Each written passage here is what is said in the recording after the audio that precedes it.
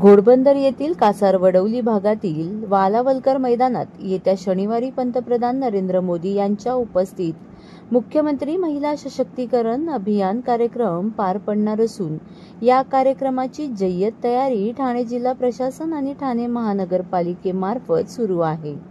या ठिकाणी 40,000च्या आसपास नागरिक बसू शकतील असा भव्य मंडप उभारण्यात आलेला आहे।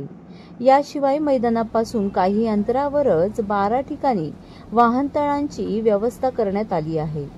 या कार्यक्रमाच्या दिवशी वाहतूक कोंडी होण्याची शक्यता लक्षात घेऊन ठाणे वाहतूक पोलिसांनी येथे मोठे वाहतूक बदल लागू केले आहेत।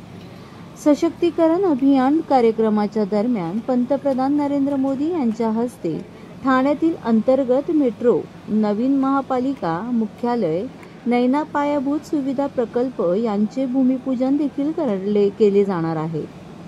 येत्या काही दिवसांत विधानसभा निवडणुकांसाठी आचारसंहिता जाहीर होण्याची शक्यता वर्तवली जात असताना त्याआधीच म्हणजेच 5 ऑक्टोबरला पंतप्रधान नरेंद्र मोदी यांच्या ठाण्यातील घोडबंदर भागात मोठा कार्यक्रम आयोजित करण्यात आला आहे।